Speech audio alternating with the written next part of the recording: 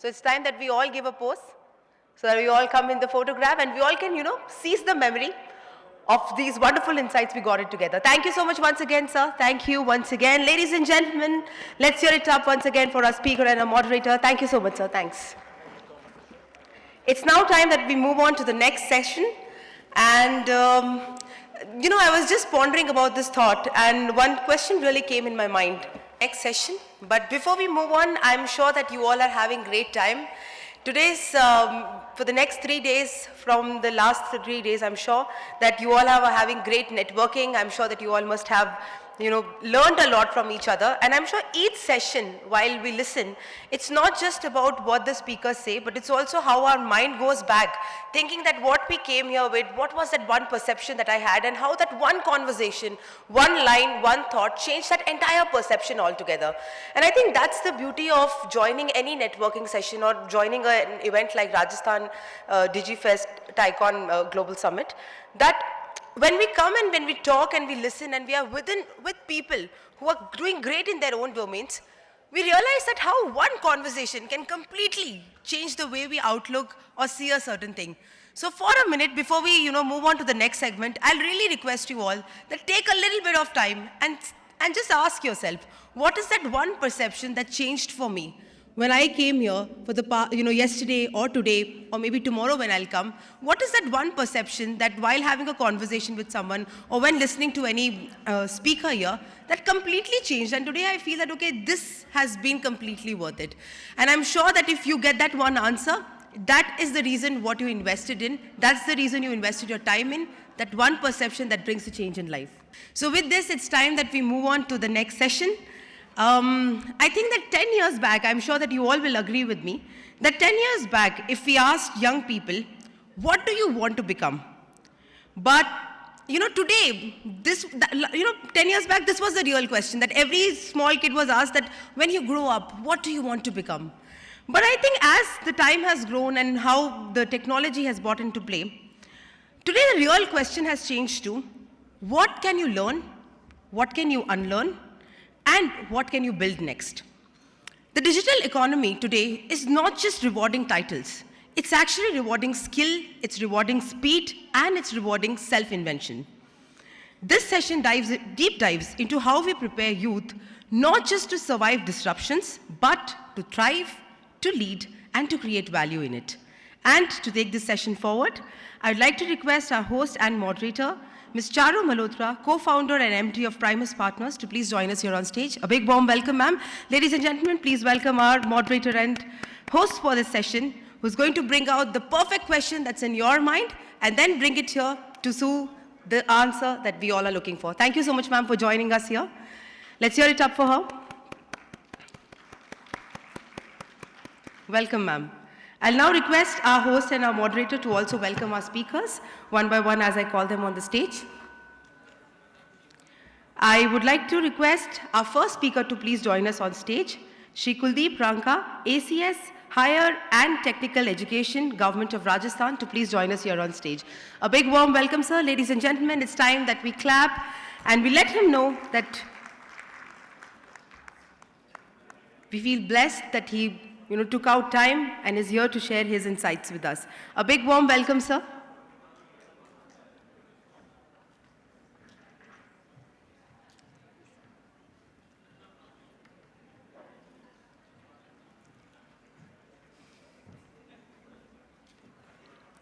I would now like to call our next speaker on the stage, Mr. Sanjeev Gupta, CEO, Karnataka Digital Economy Mission, Government of Karnataka, to please join us here on stage. A big warm welcome, sir.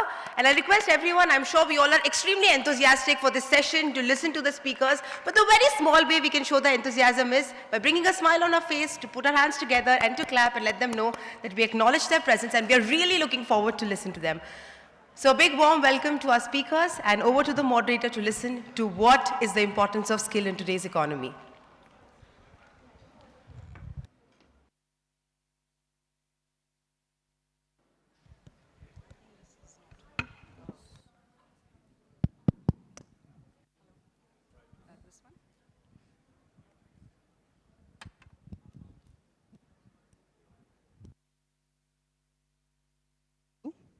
Can I be heard?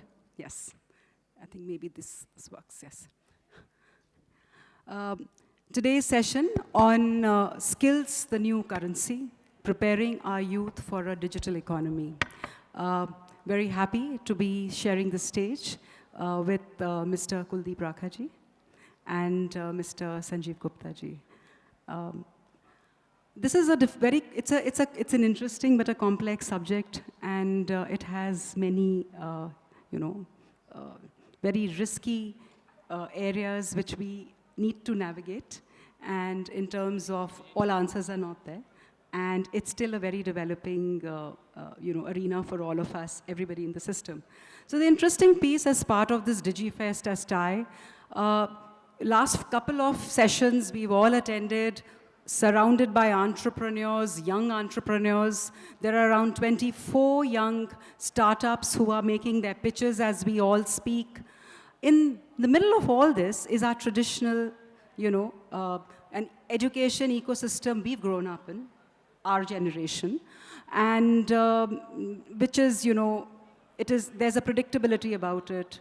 There are degrees, there are credentials, hopefully a job at the end of it. We sit for, we compete for exams. So it's a little more established, known playing field. And on this side, we have this whole free play, free zone of startups and entrepreneurs. And Rajasthan, of course, is doing a wonderful job of identifying, curating, and along with Karnataka, along with several other states in the country, and of course under the guidance of Government of India also. We have a skilling ecosystem as well.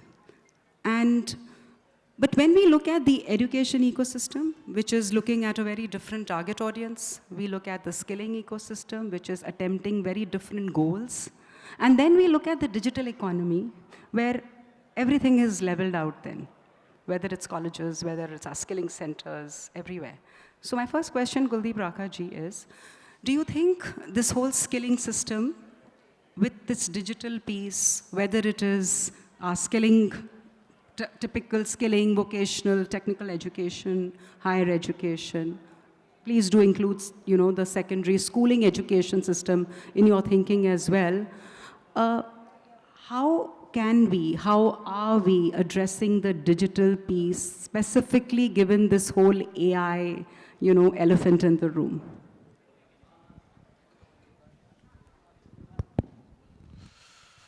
So, as we are aware, India is at the threshold of huge economic growth. The demographic dividend which our country has, the most youthful, large country, that makes it possible for all of us to move towards a new trajectory for the economic growth. But we also know that the unemployment, the recent figures suggest about 14% of the working population in the age group of 15 to 30 is unemployed. And if we look at the figures at the urban population, it's little higher than that. About 17% of our urban youths are not employed. And in case of females, it is about 23%. Over the last 2 decades, the participation of females in workforce has increased considerably, almost crossing 1/3 mark. So at one hand, we have the demographic dividend. At the other hand, we have the unemployment. So the answer is that unless we skill our youth, we reorient our education systems, we take the benefit of technology, understand the opportunities which the digital economy, the AI, cyber security, data analytics, this will bring, and prepare ourselves for the next paradigm shift to have a workforce which is in sync with these changing norms. So as ma'am said, that technical skills are short-lived. We are witnessing the era when technical skills are evolving, changing over time. They're not going to stay for years. While our traditional education system has been preparing them in a very, very gradual manner our curriculum do not change with time. We do not look at the outcomes. We don't measure the employability. We often concentrate on inputs in the regular environment. And that's how our degree system has been functioning. So at one spectrum, we see countries like Switzerland, Germany, which focuses on dual education system. One side is the classroom teaching, the other side is the skilled, where they are able to strike a balance between regular education system and the skill. Because we all need to be aware that skills would require learn, do, and relearn. It's not going to be just that one degree from an institute like, say, IIT or a good engineering college or a management college is enough to recognize the worth of an employee. Today is the time when skills determine instead of the degrees or the experience. So we need to work out a system where industry is involved in the design of curriculum, in implementation of curriculum, and they work out the ways to evolve the curriculums with time. And at the same time, the academic system of having various bodies which approve the curriculum and the pace at which they move to meet the growing demands of the industry, of the market, of the AI revolution, that need to change. They need to be swift, and maybe we need to create programs which are 1 year, 2 year degree, which are 3 year degree. So if we look at the state of Rajasthan, we have already started working on this. We have taken up apprentice embedded degree programs from the current year. So as a pilot, we took 6 faculties, basically life sciences, logistics, hospitality, retail, finance, and insurance to start with. So they are regular courses. Instead of studying BCom, student who is learning about BCom logistics, which has component of logistics from the beginning right till the final year, and then 6 months long apprentice at the workplace. So that is one experiment which has been done to, and next year, next academic year, we are going to increase it to much more colleges in the government sector. So that is one way of looking at the traditional degree systems changing to meet the growing demands of the industry and market. At the same time, we also need to create certificate courses, because a student today wouldn't like to do 3-year, 4-year degree course. He realizes that there is an opportunity in the market. I need to get the skills, and I must then seize the opportunity and experiment with it. So experiential learning through the certificate courses could also happen. So one of the initiatives which we have taken up is the finishing the schools, so in the different disciplines, which can help sharpen the skills of each of the students. We have also taken up initiatives like teaching of the foreign language courses, because we have the students who have the technical skills, say in the life sciences or in the care economy, but they cannot communicate with the stakeholders where their skills could be utilized. So such foreign language courses are also being started in the current calendar year. So these are some of the examples how the academic system has to change with time to meet the growing demands of the market and industry. Just as a follow-up question to that, Mr. Rakha, with the credit, just one second. With the credit, the credit-based system with the credit-based system that we have, and this whole flexibility of introducing these new courses, is the state looking at bringing, credits for some of these new courses, including the foreign languages that you mentioned? As we all are aware, National Education Policy was launched in the year 2020. That provides for reforms in the sector and to make our higher education system, technical education system, globally competitive. So what we have seen over the years, a lot of our students go to the Western world, learn, and then they succeed in their way Why can't our higher education system cope up with this? Can't we introduce the courses which can make them experiment, have experience of the market, they understand the needs? So that process has begun. Only thing we need to create a part of curriculum. So the credit systems after the new education policy has started, each of the universities and the college follows semester system. They have now regular exams, regular admissions, and a choice-based credit system where a student has the flexibility to exercise some of the credits. We need to widen that net, also create appropriate faculty development programs, create leadership programs for our vice chancellors and the senior functionaries in the universities and the principals in the colleges, so as to prepare them as well to meet the challenges which the AI and digital revolution is posing to the academic system. Thank you.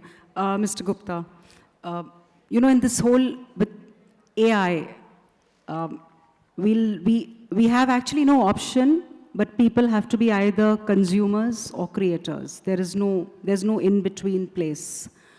So it's AI awareness or it's AI skills. Somewhere in the continuum, we need to plot all our young people, and young people, that means who are studying in schools today as well. Tomorrow, the AI literacy mission is going to be announced. So for KDM, Karnataka Digital Economy Mission, as a whole of government approach, what is your vision in terms of what skills, what level, and how do you go about that? Thank you, Charu. Thank you so much for organizing this great event to Government of Rajasthan and inviting us to be here. Really appreciate it. And thank you, Tai. As usual, you do wonders. But the question that you picked up is skill as a currency. I think the answer is absolutely yes. And I will come to the question here. Why I'm saying so? Because recently Conferry has come out with a global report in which it has been clearly mentioned that it's a global skill famine. 83.2 million skilled workforce is going to be not available as per the requirement by 2030 globally. 83.2 million. And do you know how much economic impact this gap of skill is going to impact in the so to say GDPs and the economic impact? Roughly around $8.5 trillion. So if we are measuring an input and output, and if an output is the digital economy and the economic contribution, then skill is required. And skill is a currency measurable in the dollars value. Having said this, where this comes from, why this currency is printed, it's the youth who print this currency.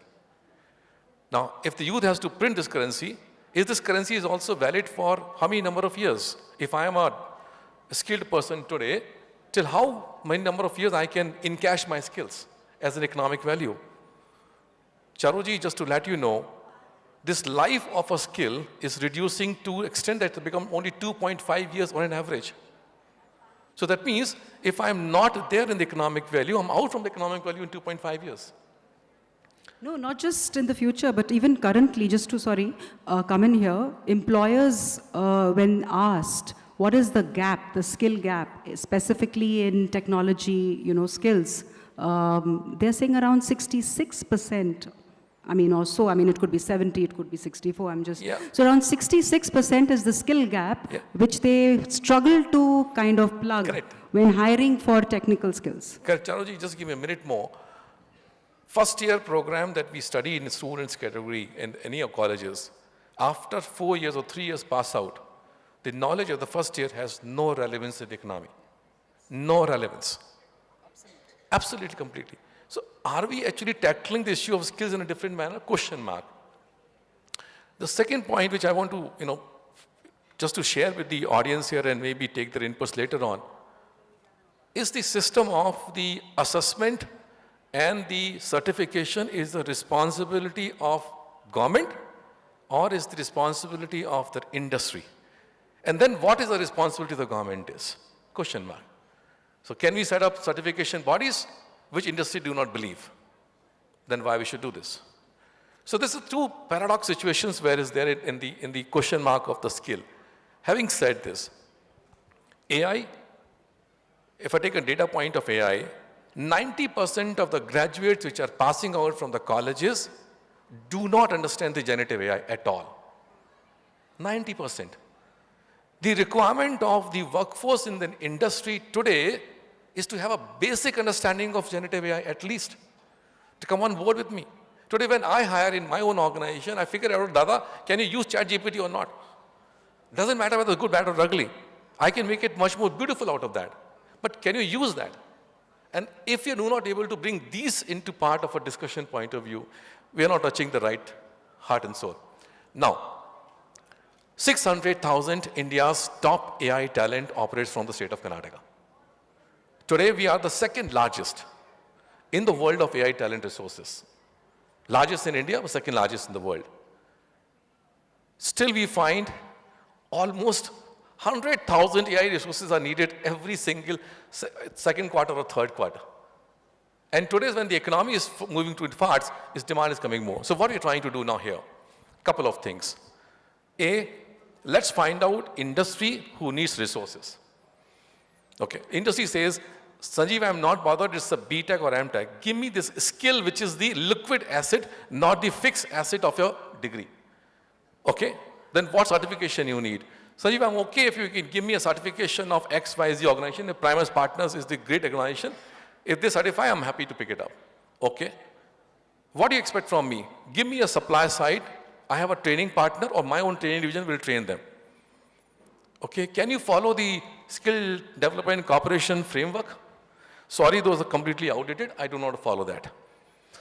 Now, where this government comes into play is, we have plenty of supply side which is coming from a tier 2, tier 3 towns. So what we're trying to do is bring this supply, bring the industry perspective, and say, you define your course, you define your content, you define your curriculum, you define your own training partner even. I am not asking any questions to you. And maybe not asking questions on your certifications. You decide which certifications you want. We will partner with you and fund it to make this skill available to your doorstep. I have a question there for you. And actually, it stems from a recent discussion with somebody from Canada. So, question of certification, and we also spoke of industry not having that trust in terms of the quality of manpower coming out. So, this company in Canada, they were looking at importing electricians from different countries. And when we spoke, because they understand that India has this massive skilling program, they said, we are happy to get nurses out of India, the medical skill out of India, but when electricians are concerned, and this is just deviating a bit from your AI, but I think ultimately the principle will be the same to what you were just saying. When it comes to electricians, the lack of standards causes that whole, dip in trust. So coming back, if everybody, different companies are going to create their own certification, the consistency, the standard, the quality, how do you think that is going to get addressed? Yeah, aggregator will come into play a role here, Madam Charu. Why I'm saying so, first you start picking industry as your front-end customer. And you see your materials, supply side as your raw material to give the industry. If you understand this perspective, maybe 5 industries coming with cybersecurity, my certificate, my certificate, my certificate. It's okay. If they are able to consume my raw material into a finished product into their organization, I'm perfectly fine. But slowly what will happen is, these programs will get merged by an organization, by themselves, who says, fairly good for me to move on forward. And that's the process of reaching to a unified way of looking at a certification system. Madam, one more important point through the TIE platform which we should definitely cover is the entrepreneurship as a skill, right? And Viksit Bharat, and I'm just shifting this gear because if 2047 the Viksit Bharat has to be there, it is not Bangalore, it is not Chandigarh, it is not Hyderabad or any Chennai or Delhi NCR. It is Jaipur, Indore, Mysore, Mangalore, Hubli, Belgaum, Dharwad, these regions. And the entrepreneurship skill in those regions is very nascent stage. We are partnering with the TIE to set up these TIE chapters in the different locations. Why? Because we believe that, in fact, one of my colleagues from TIE, Mysore president, is sitting here, Mr. Bhaskar. He's doing a fantastic program, reaching to the great year 1 level, year 2 level, year 3 level, working on the entrepreneurship skill. Madam, who is going to be the employer? Who is going to be the driver of the economy? These folks will be the employer and these folks will be the driver of the economy. I am not looking at Bangalore-based colleges to look at the entrepreneurship skill. They themselves are exposed heavily. For me, the hunger, for me, the potential of growing is in those regions. So entrepreneurship as a skill is very, very critical to be taught from a school level now to the going to the colleges. And through this approach, we need to create an ecosystem which supports this training programs of entrepreneurship. Hence, the program comes out is, can we have a right of being entrepreneur in anywhere in the country? If I'm sitting in tier 4 town, do I have a right to become an entrepreneur? With that, I have a question for you, Mr. Ranka. I think what Mr. Gupta is saying is very, so if we look at it as a continuum, education, after education, employment, or entrepreneurship as a choice in the young person's journey, seeding it in higher education, or even, let's say, because you're looking at higher education, or even secondary, and that's what Rajasthan is doing under its iStart project as well. How do you see entrepreneurship as a course, as one of our programs, or probably just as a way of learning? Whichever discipline, looking at it as an entrepreneur, donning the entrepreneurial mindset, a founder mindset. It needn't just be an entrepreneurial course. It could be any discipline you pick up. And looking at it as an entrepreneur would, to look at it as a career pathway. How do you see that, under your stewardship in higher ed as well as in technical education? So traditionally, Rajasthan has been known as a state where entrepreneurship had flourished and a lot of people from here had gone across the country and also in different parts of the globe to prove their skills. So the best way to become an entrepreneur is by, in those days, if it is a Kirana shop owner, he will put his son at the Kirana shop, ask him to sit for 5 years, 7 years with him and learn the art of doing the business. So the same way, experiential learning is one of the strongest pillars to impart the skills of entrepreneurship. When you look at the schools, we do not have a very formal system of students focusing on critical thinking, analytical skills, out-of-box solutions for day-to-day problems around them. So what we need to inculcate is create launch pads in all these schools where students start thinking about the ideas. At least the thinking has to begin there. So they become future entrepreneurs, future startup owners. And therefore, in the state, in 33 districts, launch pads were started in the schools and the colleges. So each of these schools and colleges have become the nodal centers for creating a factory of ideas with the students. Thereafter, when they move to the higher education, universities or graduation or post-graduation degrees, they need to be exposed to entrepreneurship hubs where the mentors need to come and guide them, do the hand-holding, and they must provide end-to-end support. So with that objective, iStart program was initiated. It started way back in 2015, and it has matured with time. A lot of changes have happened. The other thing which an entrepreneur requires, apart from technical support, legal and compliances, and end-to-end services, what he needs is perhaps the initial financial support. So iStart is one example where at that critical stage, funding is made available, and once it becomes a successful idea, it becomes scalable, the market can help them to leverage more funds. So that's one model. Basically, we need to create schools of thought. Within the schools, we create tinkering labs, we pose the problems, same in the higher end technical education sector. I'll give you an example here. Three students in the Agriculture University at Udaipur, Maharana Pratap Agriculture University, they come from farmers' family. So in the childhood, they had seen that the rainfall in the state often erratic. So it leads to losses in the crops.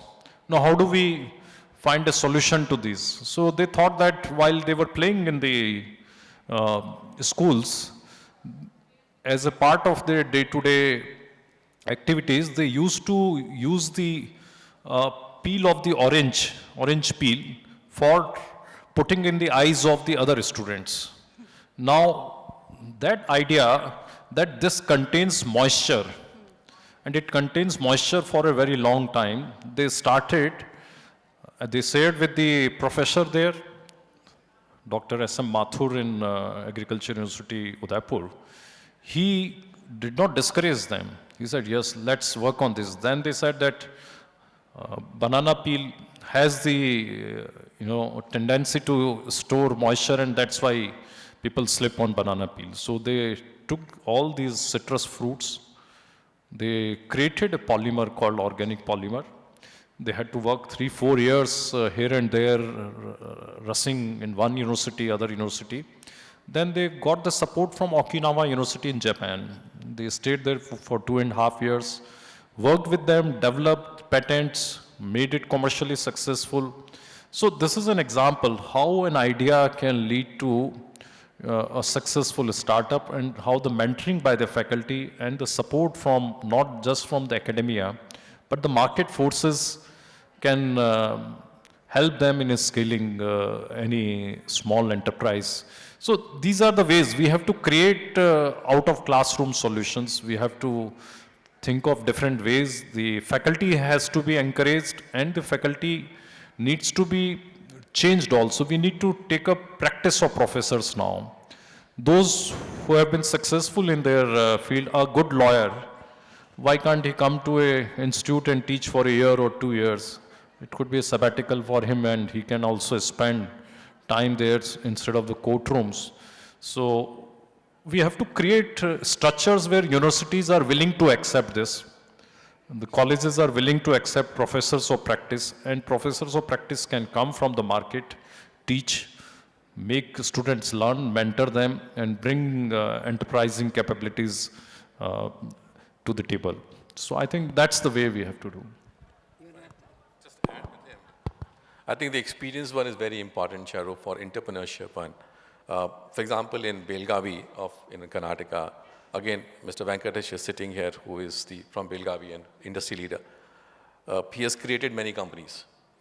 Now, one model is we do experience learning with some research-based organizations, or we create a center of excellence of a particular domain.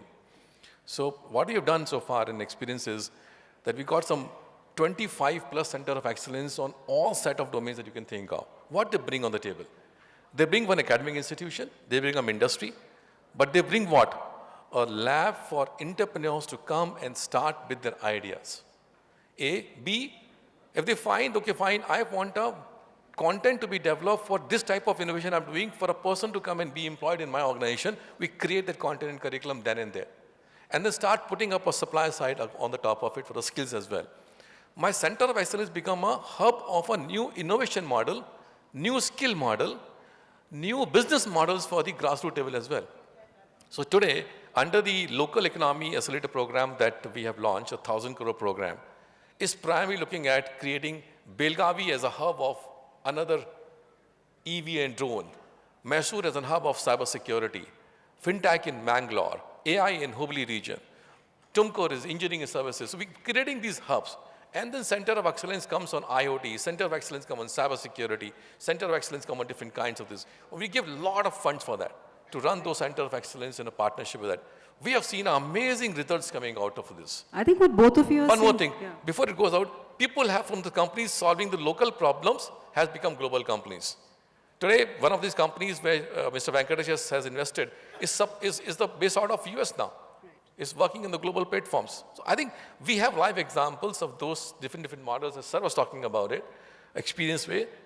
This model of center of excellence has also been tested, but should not be limited to Jaipur or to Bangalore, you should go to Udaipur, you should go to Jodhpur, you should go to more of the places of Belgavi and Hubli. Exactly. And So what I hear both of you say is that it's out of the classroom, but make communities of practice.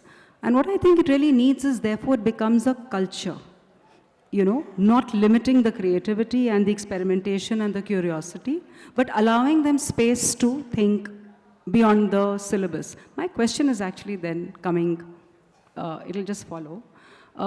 Why can't we strengthen, expand our curriculum and syllabi to do whatever we are calling today as innovation, but to make them actually more institutionalized, the thing to do? A lot of is happening which is not there in the classroom. So what we are doing, every system is forcing themselves, is to innovate beyond the textbook. Wonderful. But why can't we change that textbook? That is one thing, right? And no, sorry, so just actually the question to you is therefore,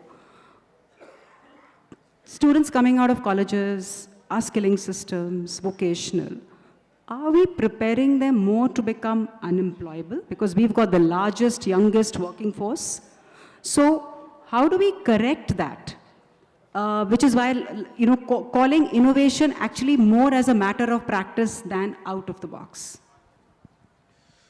So, as you mentioned, to scale up the efforts like what we call Center of Excellence, promoting entrepreneurship, creating a culture of innovation, we certainly need to create structures and institutionalize them.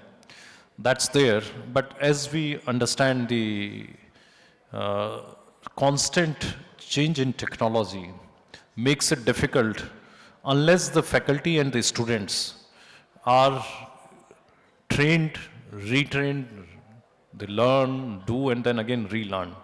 So it's not the skills for a year. So we need to adopt an approach which is a life cycle approach, where during the whole life, it is not just the technical skills, the other power skills, which we call professional skills, like communication, adaptability, all this is feasible only if at every stage of life, whether in the class or outside the class, we create the culture as a society where students think, innovate, work, and find solutions. Like as Sanjeev ji said, the local industry in every town, they have their own problems. They have a lot of resources to share with the academia, and the local polytechnic college, ITI, or engineering college, or management college need to find ways to have a dialogue with the local industry, sit with them, understand their problem statement, put those problems to the students, ask them that this will be your 4 credits in this semester. You have to find a solution.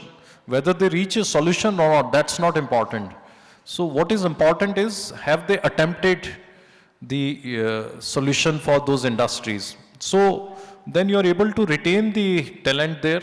You're able to give them experience at the workplace, and you find solution to your local problems so that those enterprises become scalable. So this is one way of doing it. There are hundreds of things which can be attempted. This is just an example we create, like we have in Jaipur, Bhamasa Techno Hub. Now it is a state-of-the-art facility where over 700 seats are available, and plug-and-play facilities are there, end-to-end services are there. Then I start supports with the financial backing to those startups. So how do we create a culture in the universities, in the industry?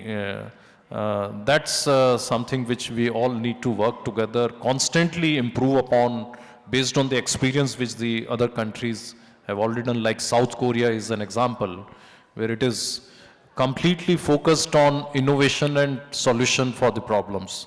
They do not work on the regular credits, regular courses. So we need to evolve constantly, and we need to work on that.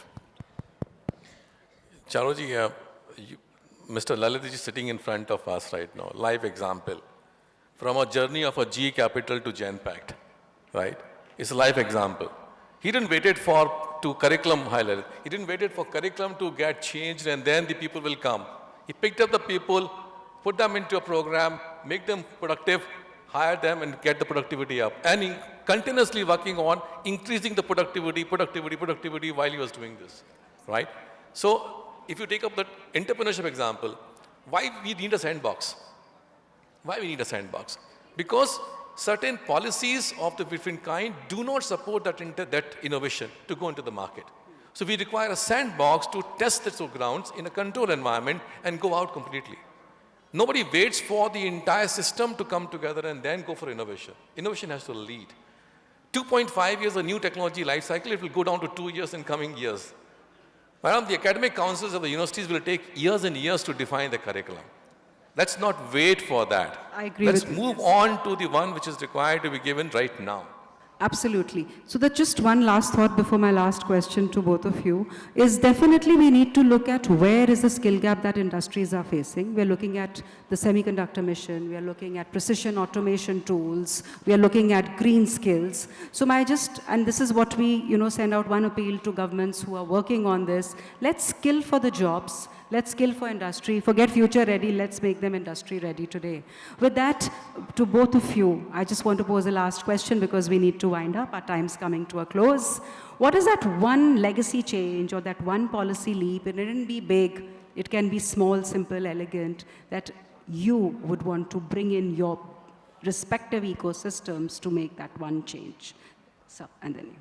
So, if the industry could support the academic institutions in terms of research, in terms of creation of the appropriate infrastructure for promoting the entrepreneurship in the higher education institutions, and leverage the strength of alumni who have demonstrated their mettle across the globe. So if we can bring that private energy into the environment of university and bring the professors of practice to accelerate that process, I think that would be something which will be in tune with the needs of the industry. They need to become the partners. They need to co-design the courses. They need to co-evaluate the outcomes, and they need to provide a credible system for the students aspiring to take admissions in the higher education institutions, that in case they are able to perform, they are able to upgrade their skills, they will be absorbed in the industry. So that confidence from them has to come, and the government education system, the public education system, and also the private education institutions need to receive them warmly and move in sync with them to bring those changes. Digital economy, assume it's a car, okay? And the driving seat has to be given to the industry. And the co-pilot seat or a rear seat can be occupied by the government. Things will move the way the economy needs, and we enable like a positive catalyst to work to grow that economy. Thank you. I think with all the industry sitting here, I think these are golden words, and the time has come. Thank you so much for the session. Thank you. Thank you, ma'am. Thank you so much for the session, sir. And thank you, ma'am, for so wonderfully curating it. I'll request now our moderator to please felicitate our speakers as well, and for giving their time.